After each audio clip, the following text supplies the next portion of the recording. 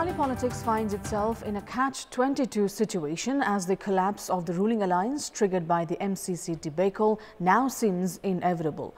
With heightened political parleys orchestrated by the different factions of the ruling bloc, it is now a mere guesswork that we stand on the verge of a new political equation. Amid the high-octane politics centering around the ratification of MCC bill, yesterday's House session has been deferred till tomorrow. Good morning, I'm Sarah Sapsanama and these are the headlines of the hour. The House session deferred till tomorrow amid lack of consensus surrounding MCC Nepal Compact. Nepali Congress, CPN UML and Maoist Centre expedite parleys seeking new power sharing. The land belonging to Bal Mandir, a welfare organization, suffers at the hands of former office bearers. CIAA instigates a probe against faulty office bearers. Russia vetoes a draft UN Security Council resolution that would have deplored Moscow's invasion of Ukraine. China, India and UAE abstain from the voting process. And Marty's Memorial 8 Division League to conclude today. Tribhuvan Army, Manang Marsyangdi and NRT fighting for second place.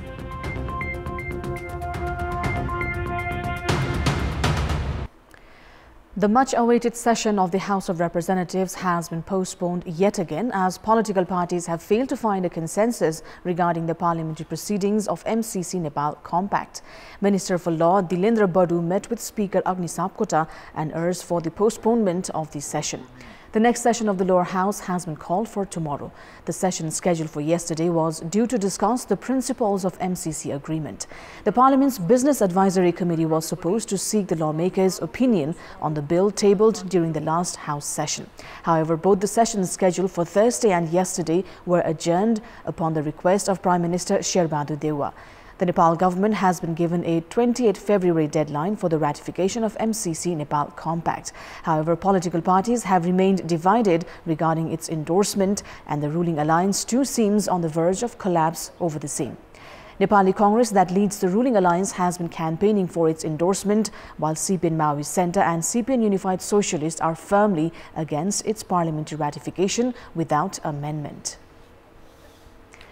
The MCC debacle has pushed the ruling alliance of 5 parties to brink of collapse. With this, the political sphere has been abuzz with talks surrounding the formation of a new government.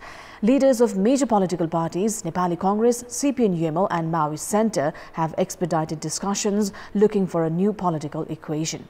Nepali Congress that leads the ruling alliance has been seeking for a new power share after Maoist Centre and Unified Socialists denied to budge from their stand regarding MCC Nepal Compact. Nepali Congress has been holding discussions with the largest party at the parliament, CPN UML, for a collaboration on MCC and power sharing. However, both the parties have yet to make a decision. CPN UML has insisted addressing their previous demands from the parliament as a precondition for any alliance. Special sources say the two parties have already begun drawing a new government equation. Nepali Congress has made it clear that the party is willing to collaborate with any party in order to endorse the MCC bill from the parliament. Meanwhile, Maoist Centre and Unified Socialists are in a last-ditch effort to save the current 5-party alliance. Both the parties have maintained that the MCC Nepal Compact cannot be ratified as it is and have clarified they will vote against the bill if there are no amendments made. In the current scenario, CPN UML has emerged as a game changer in the national politics and the fate of the MCC agreement as well. Meanwhile, a meeting between the leaders of Nepali Congress and main opposition CPN UML was held at the residence of main opposition chairman KP Sharma Oli in Balkot, Bhaktapur last night, which ended without any conclusion. It has been informed that another meeting will be held very soon.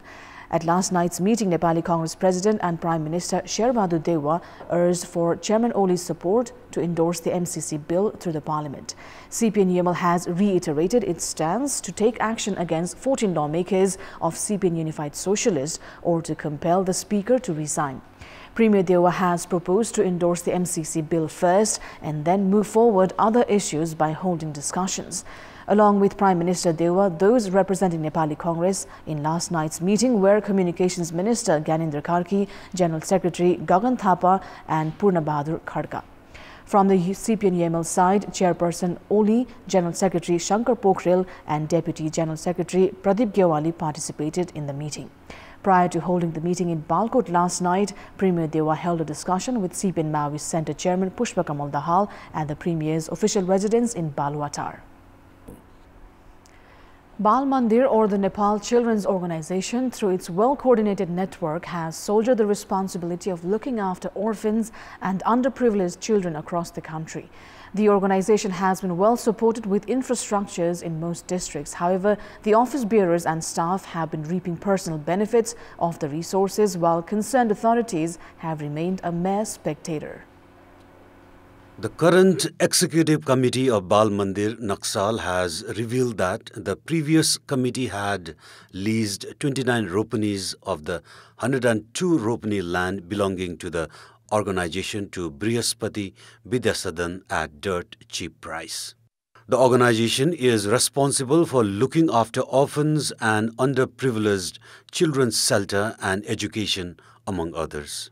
However, the then office bearers and staff had leased the organization's land for 53 years for an annual price tag of 9.6 million rupees.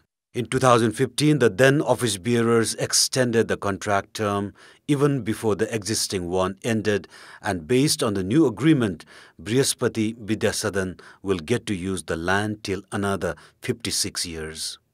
Meanwhile, the Brihaspati Vidyasadan has not maintained its commitment of providing free education to 20 of the organization's children. Instead, children with recommendations from the office bearers have been found reaping the benefit.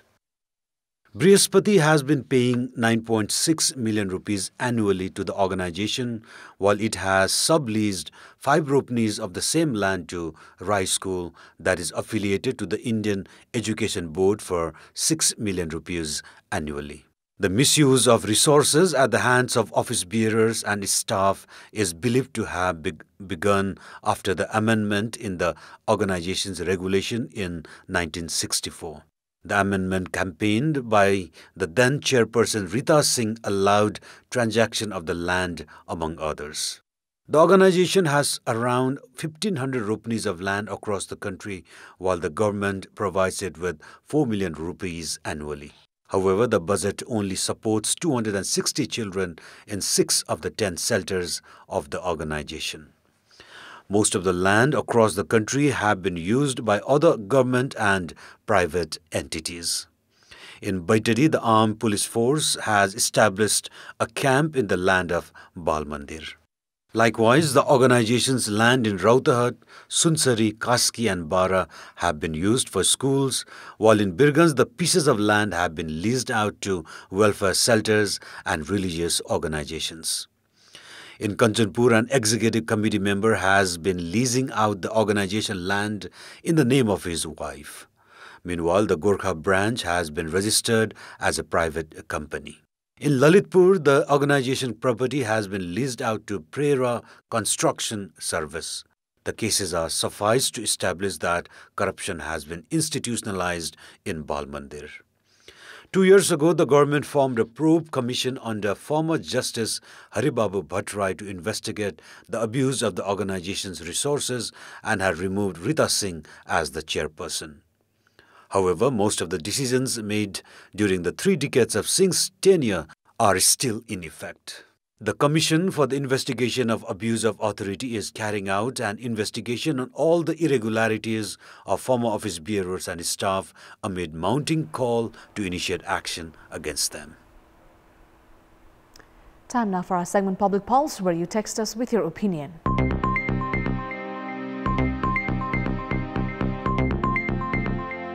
The question is, what's your take on the fleecing of the properties of Bal Mandir, an organization established for the welfare of homeless children? Your options are A. Misuse of power, B. Height of nexus, and C. Feeble monitoring. The voting is on. Type NEWS, select your option A, B or C and send it to 34001 to share your opinion with us. In our Public Voice segment, we've asked people in several provinces why have provincial governments failed to utilize development budget. Let's take a look at what they had to say.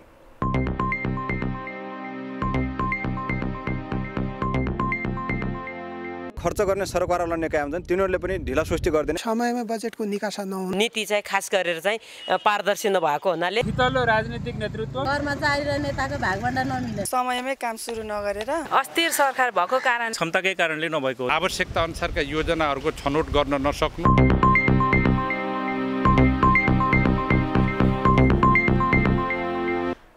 Time now for the sports update.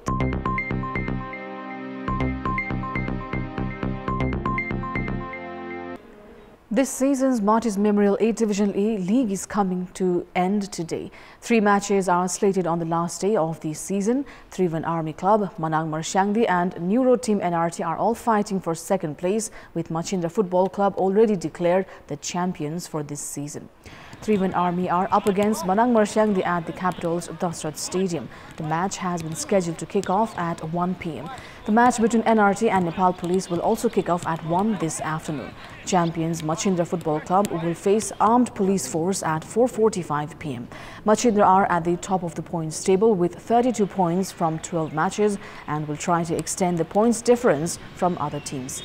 Trivan Army are second with 22 points from 12 matches, while Sadobata Youth Club are third with 21 from 13 matches. NRT are fourth with 20 points from 12 matches and Manang Marshangdi are fifth with 20 points. Trivan Army Club, Manang Marshangdi and NRT have a chance of securing the second spot with a win today.